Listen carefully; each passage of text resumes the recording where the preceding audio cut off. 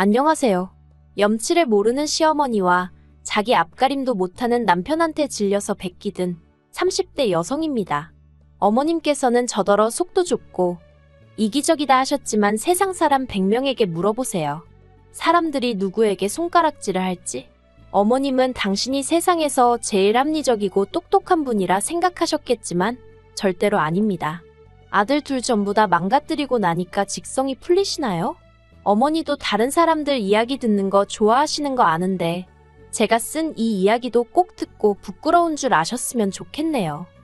남편하고 저는 지인의 소개로 만났어요. 남편은 대기업에 다니고 있었고 저는 작은 카페 사장이었지요. 그렇지만 카페가 작다고 해서 매상도 적었던 건 아니에요. 테이블은 8개밖에 없었지만 젊은 아가씨들한테 데이트하기에 분위기 좋은 카페라고 소문이 나면서 주말에는 1시간씩 대기를 해야 할 만큼 손님이 밀려 들어왔답니다. 제가 정확한 매상은 밝힐 수 없지만 아무튼 남편이 받아오는 월급보다 이것저것 제할 거 제하더라도 못해도 1,200은 더 벌었어요. 하지만 그런 사정은 상관없이 어머님은 저를 며느리감으로 탐탁치 않게 여기시는 눈치였습니다. 대기업식이나 다니는 당신 아들은 소위 사자로 끝나는 여자를 데려올 줄 알았다면서요. 그런데 어머님은 왜 어머님 아들이 어머님이 원하는 사자로 끝나는 여자를 못 데려오는지 생각을 한 번도 안 해보신 걸까요? 제가 생각하기엔 그건 바로 어머님이 홀어머니셨고 남편 밑으로는 딸린 시동생이 있었으니까 그런 것 같은데 말이지요. 아버님은 남편이 고등학교에 진학하던 시기에 돌아가셨고 이후로 어머님 표현에 따르자면 어머님 혼자서 아들 둘을 키우셨답니다. 하지만 남편이 하는 말을 들어보면 묘하게 비슷한 듯 달랐어요. 어머님이랑 남편 그리고 시동생이 한 집에 산 것도 맞고 어머님이 밥 차려주고 빨래해주고 그런 것도 맞기는 한데 생활비는 남편이 고등학생 신분으로 아르바이트를 하면서 벌어온 돈을 전부 다 보태기도 했고 어머님이 특별히 경제활동을 하지는 않으셨다대요. 그래도 어쨌든 어머님 나름대로의 애로사항이 있었을 테니 제가 감히 어머님이 아들 둘을 키운 거네 아니네 그런 소리는 할 수 없겠지요. 하지만 문제는 남편이 대학교에 들어가면서부터였어요. 어려운 환경에서도 좋은 대학에 들어간 남편은 대학생이 할 수 있는 가장 고수익 아르바이트인 과외를 시작했답니다. 그래서 잘 벌 때는 한 달에 200만 원씩도 벌었던 모양이에요. 학교 공부도 놓치지 않기 위해서 정말 하루에 3, 4시간만 자는 날이 허다했다고요. 그런데 그렇게 번 돈을 전부 다 어머님이 생활비로 써야 한다며 달라고 하셨던 모양입니다. 어머님은 그때도 경제활동을 하지 않으셨대요. 얼굴 쪽팔리게 자기가 무슨 일을 하냐고 하시면서 말이지요. 정말 저는 이 이야기를 듣고 도무지 이해를 할 수가 없었습니다. 제가 부모가 되어보진 않았지만 그래도 자식 혼자 고군분투하며 사는 걸 보면 어떻게든 도와주고 싶은 게 부모 마음 아닌가요? 제가 저희 친정에서 받은 사랑은 그런 사랑이었으니까요. 그리고 남편이 대학교를 졸업한 뒤 대기업에 들어가면서 어머님의 욕을 할까 걷잡을 수 없이 커져갔던 거지요. 남들은 아들이 대기업에 들어가면 명품백을 사준다더라 어쩐다더라. 그리고 마음 여린 남편은 그런 어머님을 모른 채 하지 못했던 거예요. 그나마 밑으로 하나 있는 4살 어린 시동생은 정신 못 차리고 사니까 더욱이 자기 어머니가 불쌍해 보였다면서요. 아무튼 그렇게 다 퍼주고 뺏기고 뜯기고 하는 와중에 저를 만났고 저는 남편더러 당신 밥그릇은 당신이 챙겨야지 아무도 안 챙겨준다. 그런 이야기를 몇 번이고 했었답니다. 아무튼 그렇게 저희는 1년을 만났고 남편이 먼저 프로포즈를 해왔어요. 솔직히 시댁 사정을 다 아는 상황에서 남편의 프로포즈를 한 번에 받아들이기는 어렵더라고요. 그래서 남편에게 생각할 시간을 달라고 했습니다. 솔직히 친정부모님도 반대하실 게 불보듯 뻔했고 그러면 그 반대를 어떻게 이겨내야 하나 생각하니 뾰족한 수도 떠오르지 않았거든요. 하지만 며칠 밤을 고민해봐도 저는 남편을 사랑하고 있었고 당시 저는 어머님이나 시동생에게 이미 반감이 컸던지라 남편을 그 사람들로부터 보호해주고 싶다는 오지랖 넓은 생각을 했던 거지요. 그래서 남편에게 우리 부모님이 반대를 하더라도 서운한 마음은 갖지 말라고 미리 이야기를 하고 친정 부모님께 결혼할 사람이라며 남편을 인사시켰네요. 그런데 뜻밖에도 친정 부모님은 반대는커녕 남편을 진심으로 환영해 주셨습니다. 어려운 환경에서도 남 탓을 하지 않고 여기까지 온 걸 보니 정말 바르게 자란 것 같다면서 제가 보기에는 이렇게 말하면 뭐하지만 정말 어머니란 존재로서 빵점같이 보였던 어머님까지 지켜주시면서 말이에요.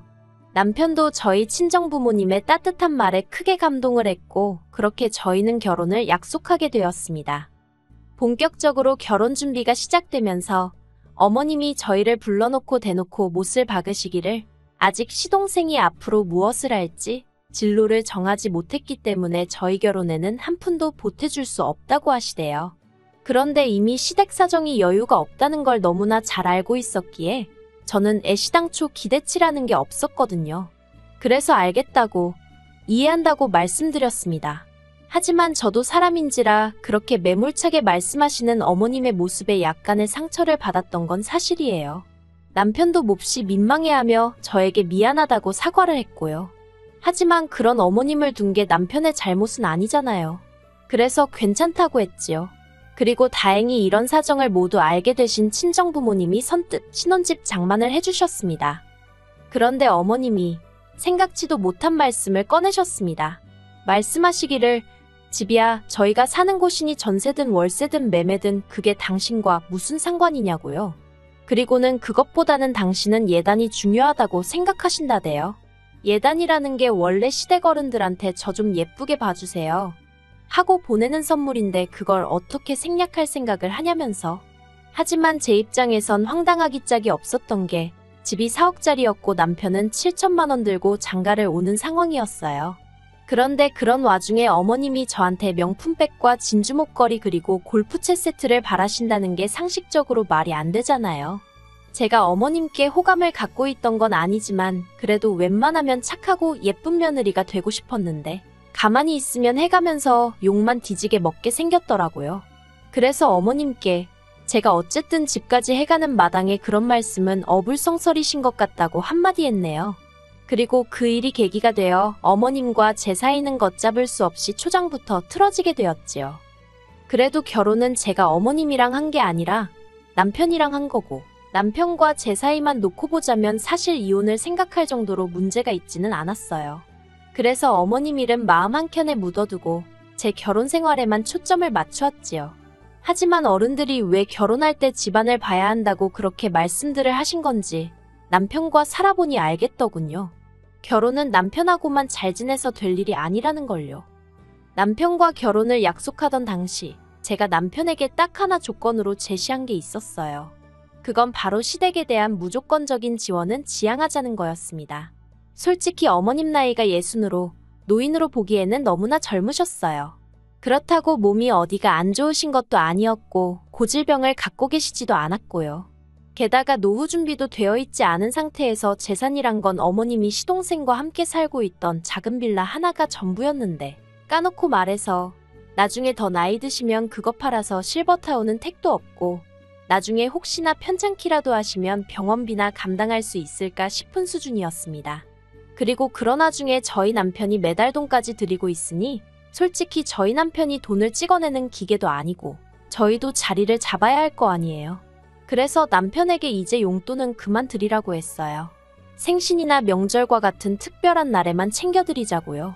이때까지 당신 할 만큼 한 거라고 위로도 잊지 않았네요. 그러자 남편도 몇 날 며칠을 고민하는 눈치더니 알겠다더군요. 말이 나온 김에 허심탄회하게 이야기해 볼게요.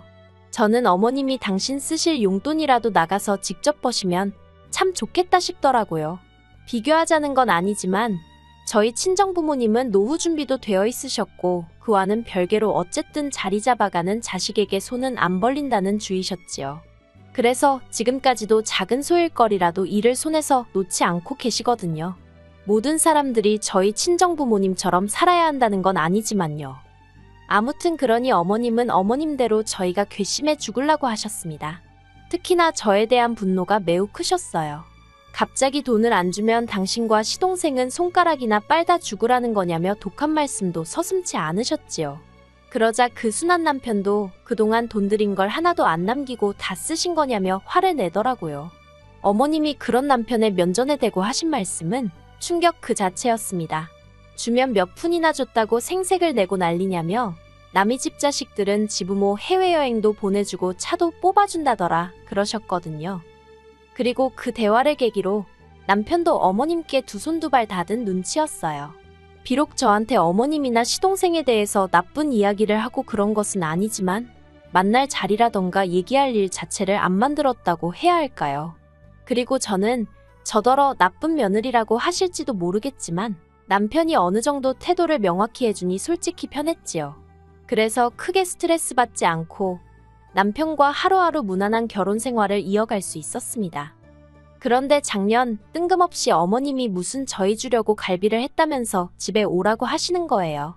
그때가 마침 남편 생일 즈음이기도 했고 그래서 저는 속으로 결국 자식이기는 부모 없다더니 어머님이 먼저 화해의 손길을 내미시려나 보다 싶어서 안 까겠다는 남편을 설득해 시댁으로 향했습니다.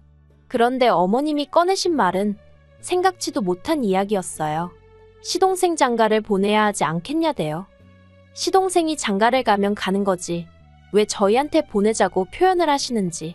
깨름직했지만 그쳐 보내야지요 하고 일단 대답을 했어요.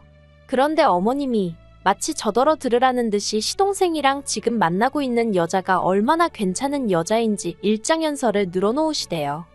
스튜디어스라는데 키도 훤칠하니 얼굴도 예쁘고 그리고 또 뭐 여자집이 잘 사는 모양이라나요.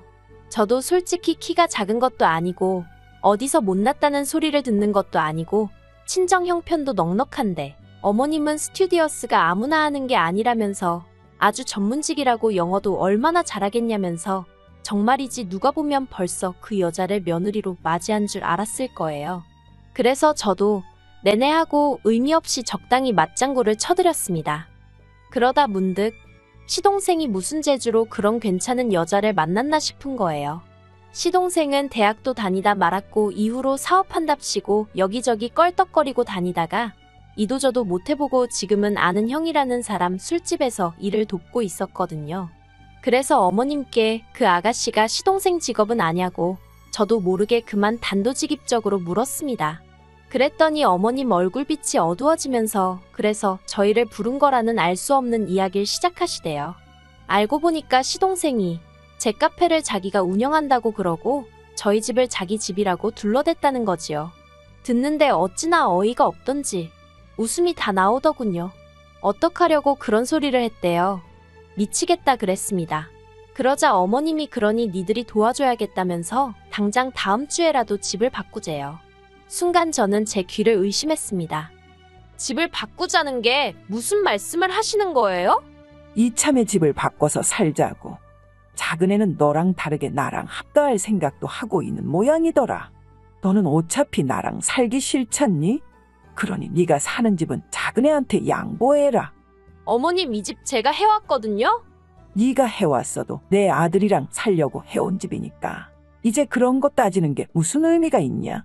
말도 안 되는 어머님의 억지에 순간 할 말을 잃었어요. 하지만 얼른 정신을 차리고 어머님한테 안 된다고 했지요. 어머님이 이유가 뭐냐시길래 이유가 왜 필요하냐고 제 집이니까 제가 싫으면 그만인 거죠. 하고 탁 쏘아붙였습니다. 그런데 매번 제 편을 들던 남편이 갑자기 저한테 얘기 좀 하자며 저를 작은 방으로 끌고 가는 거예요. 설마 싶었지만 남편한테 왜 그러냐 물었습니다. 그랬더니 남편이 저랑 결혼한 이후로 늘 제 비위를 거스르지 않기 위해 어머님과 시동생에게 잘해주고 싶은 마음이 있었지만 모른 척하느라 너무 괴로웠다대요. 그런데 이번만큼은 제가 자기한테 맞춰주면 좋겠답니다. 시동생도 자기처럼 좋은 여자 만나서 행복한 가정을 꾸리고 살았으면 좋겠다며 형으로서 이번만큼은 형 노릇 좀 하게 도와달라나요? 여러 가지로 어이가 없었어요. 남편이 정신 차리고 말 그대로 자기 밥그릇은 챙기는 사람이 되었다 싶었는데 아직도 등신오구에 불과하다는 사실이 어이가 없고 구제불능이다 싶었으니까요. 제가 남편더러 진심이냐니까 자기가 이렇게 부탁한다며 제 앞에서 무릎까지 꿇는데 안쓰럽고 측은한 게 아니라 미쳤구나 싶대요. 제가 남편더러 일어나라고 그러고는 미안하지만 안 된다 했습니다. 당신이 끝까지 어머님과 시동생한테 당하고 살겠다면 어쩔 수 없는 일 아니겠냐고. 하지만 나까지 그런 똥구렁텅이에 끌고 들어가진 말라고 했어요. 그리고는 작은 방에서 나와 어머님께 남편과 이야기해봤는데 집을 바꿔드리는 대신 이 남자를 돌려드리겠다 했습니다. 벗겨드시던 삶아드시던 어머님 입맛대로 해드시라고 저는 이제 손 떼겠다고요. 그리고 소름 끼치는 게 며느리가 그런 소리를 하면 너 지금 무슨 소리를 하는 거냐며 화라도 내시고 황당해라도 하셔야 하는 거 아닌가요? 그런데 어머님은 저더러 생각 잘했답니다. 저 때문에 당신 착한 아들이 얼마나 마음고생했을지 생각하면 당신 가슴이 찢어진다나 어쩐다나. 그리고 저를 더 좌절케 한 건 그런 상황에서조차 정신 못 차리고 한숨만 연신 내쉬던 남편의 모습이었어요. 대기업 다니고 돈 잘 번다고 능력이 있는 게 아니구나. 저렇게 자기 앞가림도 못하는 사람이 밥벌이를 하고 사는 게 오히려 신기하다. 별 생각이 다 들었네요. 그렇게 남편과 헤어지기로 결정하고선 그간 남편 앞으로 제가 대신 모아줬던 남편의 월급들 싹 정리해서 남편 계좌로 보냈습니다. 결혼 생활을 유지한 기간에 비해 남편도 아마 놀랐을 거예요. 알뜰살뜰 모았더니 그 액수가 상당했으니까요. 그 돈은 남편 몫으로 모으다가 나중에 남편이 꼭 갖고 싶어 하는 게 있으면 그때 주려고 했던 돈이라 솔직히 아깝고 그런 건 없었어요. 다만 그동안 같이 살던 정 때문인지 바보마냥 어머님한테 주머니 털리지 않고 지켰으면 좋겠다는 생각은 했네요. 하지만 완벽히 남남이 되고 얼마 지나지 않았을 때 술 취한 남편이 연락을 해왔습니다. 허탈하게 웃으면서 저더러 자기 개털됐다고 하는 거예요. 무슨 말이냐니까 시동생이 만나던 여자가 모든 사실을 알아차렸던 모양입니다. 그러자 마음이 급해진 시동생이 지영 그러니까 남편한테 돈 좀 해달라고 한 거지요. 어떻게든 돌아선 여자 마음 좀 잡아보겠다고 지형한테 빌린 그 피 같은 돈으로 명품을 사다 바쳤답니다. 원래도 한심한 인간인 건 알았지만 정말 어이없지요? 그리고 뭐 그 여자는 선물은 선물대로 다 받아 챙기고 그러고도 결국 시동생을 찾나 봐요. 그리고 얼마 후 남편은 다니던 회사도 때려치고 집에 틀어박혀 술만 먹고 말 그대로 폐인이 되었다는 소식을 예전에 저와 남편의 만남을 주선했던 사람으로부터 듣게 되었습니다.